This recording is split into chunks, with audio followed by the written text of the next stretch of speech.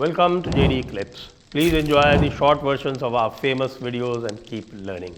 And don't forget to subscribe. ये Trump का inauguration होने वाला है 20 तारीख को। आज हम 17 तारीख पे बैठे हुए हैं और ट्रंप के इनॉग्रेशन के पहले भाई साहब ये हो क्या रहा है साहब, ये एपेटाइजर वहां भी आ रहा है और एपेटाइजर और कोई नहीं दे रहा, हमारे बाइडेन साहब दे रहे हैं जी। उन्होंने एक एपेटाइजर दिया कि भाई ट्रंप के इनॉग्रेशन में आप लोग घबराने की जरूरत नहीं है, देखिए ये सब ओलिगार्कीज हैं। हालांकि बाइडेन साहब अपने आप को बिल्कुल साफ बता रहे हैं। वो कह रहे हैं कि ट्रंप जो आएगा वो ओलिगार्कीज लेके आएगा। तो भाई भारत के लिए क्या श्रेयस्कर है, कौन सी ओलिगार्की बेटर है, पहले वाली या बाद वाली? बड़ा अच्छा सवाल पूछा आपने सर। ट्रंप बाइडेन ने जो ओलिगार्की मेंशन करी उसके अंदर एक बड़ा क्लियरली चीज बोली कि टेक ओलिगार्कीज, और काफी काफी उसके ऊपर फोकस करा उन्होंने। Tech oligarchies, tech oligarchies, tech oligarchies, he kept saying that. अब यहाँ पर मैं आपको आज जयशंकर जी का स्टेटमेंट सुनाता हूँ सर। यूएस काउंसुलेट खुली थी ना बैंगलोर में, उन्होंने बोला India US ties are based on technology. So this is going to be the new tech oligarchy. ठीक है, तो ये चीजें ऐसे रैंडमली नहीं होती सर। देखिए बाइडेन ने तो बोलने की कोशिश करी बाइडेन ने जो बोलने की कोशिश करी, ये सर एक स्पीच थी डॉइट डी आइजनहावर में ने दी थी 50-60s में, जो उनका एक जनरल था वर्ल्ड वॉर 2, उसने जिताया था इनके लिए। उसके बाद में ये प्रेसिडेंट बना उनका, 5 स्टार जनरल था उनका। बट उसने उस टाइम पे वार्न किया था मिलिट्री इंडस्ट्रियल कॉम्प्लेक्स के बारे में। उसने बोला था कि आप मिलिट्री इंडस्ट्रियल कॉम्प्लेक्स को आप अगर पकड़ के नहीं रखोगे तो ये आपकी मतलब देश खराब कर देगा और आपको फालतू में लड़ाइयों और झगड़ों के अंदर रखेगा। तो वही हुआ, कंट्रोल में नहीं हुआ और वो लड़ाई झगड़ों में लगा रहा।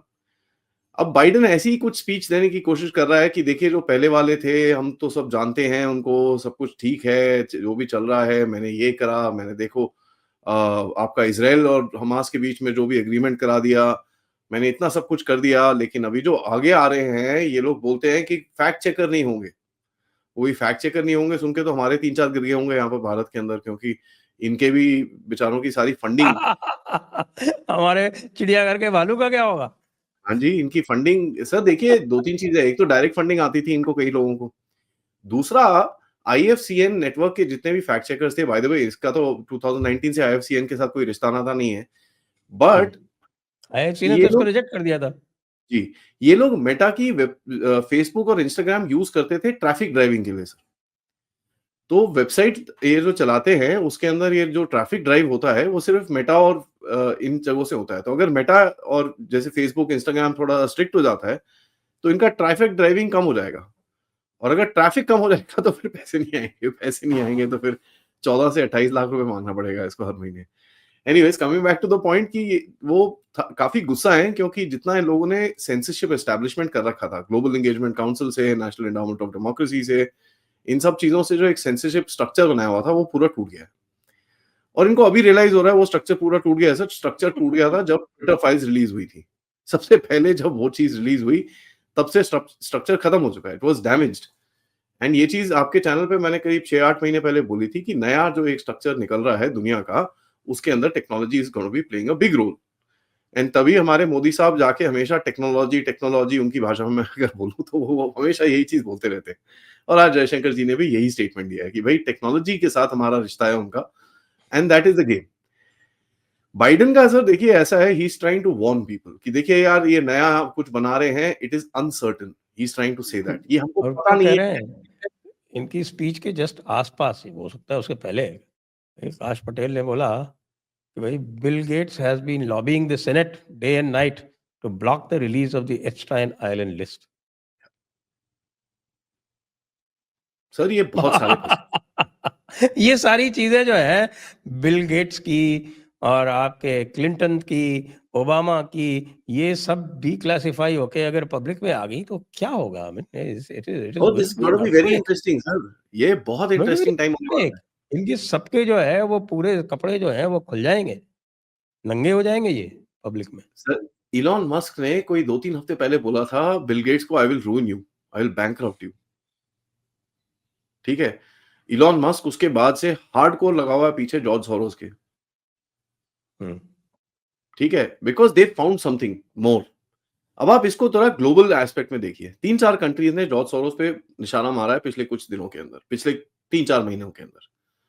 स्टार्टिंग विद हंगरी, जहाँ से वो है, ही इज़ अ हंगेरियन जू, तो उसको वहाँ से बैन कर दिया, उसके ऊपर निशाना मारा, उसको एक टेररिस्ट डिक्लेयर कर दिया। देन केम इंडिया, जिसने पार्लियामेंट के फ्लोर के ऊपर खड़े होके जूते मारे हैं उसको। ठीक है, यहाँ पर जितनी फर्स्ट फैमिली सो कॉल्ड है, उसके ऊपर भी जूते मारे, सोरोस का पूरा, अब Soros deep state has become like a household lingo, ठीक है, जो पार्लियामेंट में चीज़ हुई। तीसरा देश आया रशिया। रशिया ने भी काफ़ी उसके ऊपर जूते मारे और बोला कि भई ये जितनी भी लेफ्टिस्ट ऑर्गनाइज़ेशंस हैं और ये उसके ही हैं। एंड चौथा देश आया आपकी प्यारी मेलोनी का। मेलोनी ने से किसी ने पूछा कि भाई इलॉन मस्क और जॉर्ज सोरोस में डिफरेंस क्या है? कहती है I am not scared of Elon Musk but I am scared of George Soros. वो पागल है। ठीक है? तो ये 4 कंट्री से अटैक्स हुए इसके ऊपर। एंड ये बड़ा इंटरेस्टिंग है क्योंकि आपको ये दिखेगा कि नाउ ये जो जितने भी पुराने ओलिगार्क्स हैं, इनको जब जो जिन्होंने रियलाइन नहीं करा है अपने आप को, फॉर एग्जांपल अभी तक गूगल ने रियलाइन नहीं करा है अपने आप को, वो बचा हुआ है। हाँ, यूट्यूब पे अभी भी हमारे मेरे आपके जैसे जैसे तो लोग जो है वो फ़िल्टर अरे हो सर जाते हैं। आप तो फिर भी ठीक हो। मेरे को तो अभी जब से वो एक रील वायरल हुई मेरे और जनरल रायन की, मेरी तो बैंड बजा के रखी हुई है। 11 मिलियन से 9 मिलियन पे आ गया मैं 1 हफ्ते के अंदर। तो व्यूअरशिप के हिसाब में तो आप देख लो क्या होता है। और मतलब 28,000 सब्सक्राइबर आ रहे थे महीने के, अब आ गए सीधा 17,000 पे आ चुका हूँ मैं। तो ये ठीक है, अभी जो जो ये तो मर्ज़ी है, बट ख़ैर अप एंड डाउन तो थोड़ा बहुत तो चलता रहता है। वो चलता रहता है। बट इनका कंट्रोल है इन चीज़ों के ऊपर। हैविंग सेड दैट, फेसबुक के ऊपर अभी कंट्रोल हटेगा। यू विल फाइंड फेसबुक का डीईआई ऑफिसेज और ये सब चीज़ें बंद होनी शुरू हो जाएँगी। यू विल फाइंड इनके जितने भी ये जितना भी इनका फोकस्ड ग्रुप्स होते थे, जहाँ पर ये फैक्ट चेकिंग करते थे, ये सब चीज़ें करते थे, and they used to decide what should be the narrative, ये बंद हो रहे हैं।